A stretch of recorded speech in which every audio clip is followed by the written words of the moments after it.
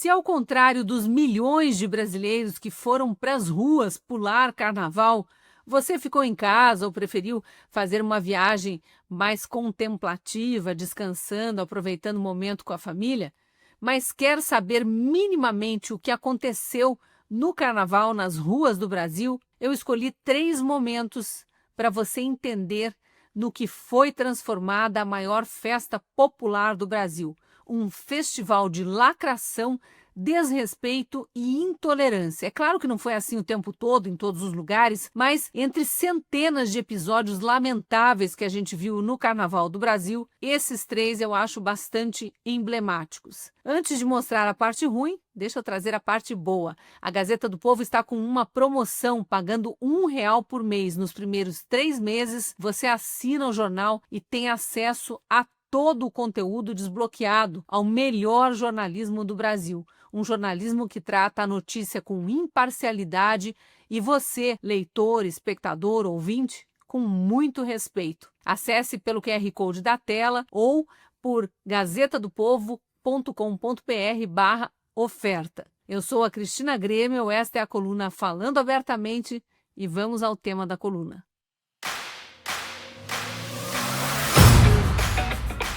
3 cenas emblemáticas, pinçadas de momentos do Carnaval brasileiro em 2025 mostram a que ponto chega o nível de lacração, de desrespeito e de intolerância entre parte dos foliões brasileiros ou dos brasileiros em geral. Primeiro caso, Belo Horizonte, Carnaval de rua.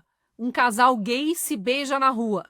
Não teria problema, né, no momento em que a gente vive, mas o casal estava fantasiado de demônio e Jesus Cristo. E o pior, a Prefeitura de Belo Horizonte divulgou essa cena nas suas redes sociais. Depois, rapidamente apagou porque foi instigada a fazer isso por representantes da Frente Parlamentar Cristã da Câmara Municipal de Belo Horizonte. Vereadores cristãos foram alertar o prefeito sobre o que estava sendo feito com as mídias sociais da prefeitura. O que aconteceu é que um influenciador digital da causa gay postou essa imagem e compartilhou ou convidou a prefeitura a colaborar, e a prefeitura aceitou a colaboração, aparentemente sem julgar que aquilo poderia ser um desrespeito à fé cristã. E um dos vereadores que se manifestaram lá junto à prefeitura, inclusive agradecendo que a prefeitura foi muito célere, rapidamente retirou do ar a postagem, ele fala o seguinte, que a prefeitura teve a sensibilidade de retirar a postagem no mesmo instante em que foi alertada, mas a questão é que a cena em si é um vilipêndio à fé cristã. Aí ele diz, não estamos julgando a prática do beijo, mas a questão de querer zombar da fé em relação à figura de Jesus Cristo. Em outros momentos, até fora de carnaval, isso já aconteceu no Brasil. O problema é quando começa a ser naturalizado, normalizado. E não venham dizer que no carnaval tudo pode. Não pode, não. Respeito à liberdade religiosa é algo que a gente cobra em qualquer situação. Cobramos durante a pandemia, quando fiéis de várias igrejas foram proibidos de rezar, e cobramos agora também em meio à folia do carnaval. Não pode e a gente precisa se manifestar. Que bom que a Prefeitura de Belo Horizonte retirou do ar das suas redes sociais e a gente espera, né, que não mais aconteça. Outro momento foi o desfile da Acadêmicos do Tucuruvi, em São Paulo, que veio com um carro alegórico. Muitos podem dizer até que foi criatividade, né? Criatividade artística, criatividade do carnavalesco, mas a gente sabe exatamente o que estava sendo colocado ali. Uma escultura, uma grande figura de um indígena segurando a cabeça de Dom Pedro I. Isso, obviamente, foi interpretado por muitas pessoas como um desrespeito à nossa história e a gente precisa sim criticar, porque é um desrespeito. E por que a gente diz que é um desrespeito e não apenas uma criatividade, né? Um momento de crítica social? Várias pessoas falaram o seguinte, e se fosse um português segurando a cabeça de um índio?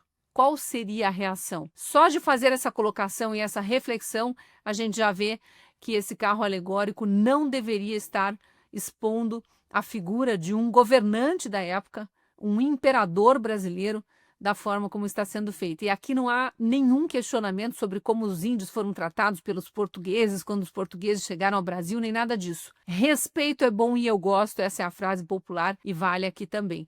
E por fim, eu queria falar sobre o coro puxado por Anitta no trio elétrico em Salvador. Anistia! Sem anistia! A estrela que ora no nobre, a história de um povo pobre que estava com epilepsia. Minha voz numa galeria, pra estrela da bolsa de bem, pra ministra e paz de refém, minha família quase não se via. Que coisa mais feia, né? Uma mistura de falta de empatia, intolerância e incitação ao ódio. E de uma massa de gente que estava ali num momento de euforia, de alegria, que sai gritando e repetindo o que a cantora está falando sem nem pensar. Veja que ela estava gritando sem anistia para milhares de pessoas que foram presas, a maior parte delas sem haver qualquer prova de que tenham sequer quebrado uma vidraça, sequer vandalizado, muito menos cometido golpe de Estado, como essa gente fala por aí. Isso é narrativa da extrema esquerda que quer criminalizar quem pensa diferente, quem foi para a Praça dos Três Poderes em 8 de janeiro para se manifestar contra o governo que estava assumindo depois de uma eleição muito controversa, numa situação muito peculiar. É preciso lembrar que Lula foi preso, condenado por corrupção e lavagem de dinheiro por mais de 20 juízes. Num dos processos, foram 2 processos em que ele foi condenado, num dos processos, julgado em 3 instâncias. Não é pouca coisa. E ele nunca foi inocentado. Houve um processo ali, uma reinterpretação de que o foro em que ele tinha sido julgado não era o foro adequado, a Justiça Federal do Paraná, e que ele deveria ser julgado em Brasília. Arquivaram o processo e, para reabrir em Brasília, chegaram à conclusão de que não valia a pena, seria muito gasto mobilizar de novo uma força-tarefa da Procuradoria da República, uma força-tarefa da Polícia Federal, anos de coleta de depoimentos e de provas, porque os processos anteriores tinham sido arquivados, então não valeria a pena fazer tudo isso, porque quando os prazos se encerrassem, os crimes já estariam prescritos ou Lula idoso demais para ser preso. Foi só por isso que ele foi tirado da cadeia e conseguiu seus direitos políticos de novo, porque não houve novos processos abertos. Mas era um preso corrupto, lavador de dinheiro, condenado em 3 instâncias e num outro processo em 2 instâncias. Era normal as pessoas não se contentarem com isso, não estarem satisfeitas com isso e irem para a rua se manifestar. Anormal é uma cantora incitar uma multidão a ter ódio a quem foi preso por ter ido para a rua se manifestar. E aqui eu não estou falando que não houve depredação nos prédios públicos naquele dia. Houve, mas as pessoas que vandalizaram, de fato, os prédios nunca foram sequer investigadas. Aquelas infiltradas com capuz na cabeça, que desceram dos janelões do Senado nas mangueiras de proteção do sistema de proteção de incêndio, essas nunca foram nem investigadas. As pessoas presas, pelo menos 1.500, no dia seguinte, sem nenhuma prova de que tinham sequer estado na Praça dos Três Poderes no dia 8, elas são, no mínimo, inocentes até que provem o contrário. Então, Anitta, gritar sem anistia e depois tem a pachorra de sair pedindo empatia para as outras pessoas, como vocês pedem todos os dias, não dá para engolir. Esse foi o Carnaval Brasileiro de 2025. Como sempre dizem, né, ano que vem tem mais e a gente espera que quem for para a rua, pelo menos não se deixe enganar, não se deixe incitar ao ódio por gente ignorante e sem nenhuma empatia, que está tentando espalhar desinformação e jogar a pecha de golpista para cima de mais de 2.000 pessoas presas sem provas, julgadas e condenadas no tribunal errado. Ainda veremos essa anistia vingar no Brasil. E mais, os abusadores de poder pagarem pelo que fizeram.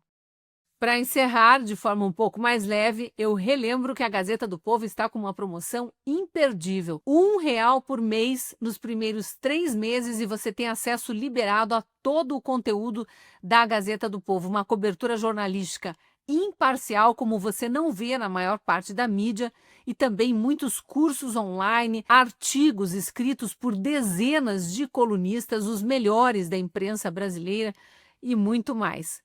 vídeos, podcasts, você vai gostar.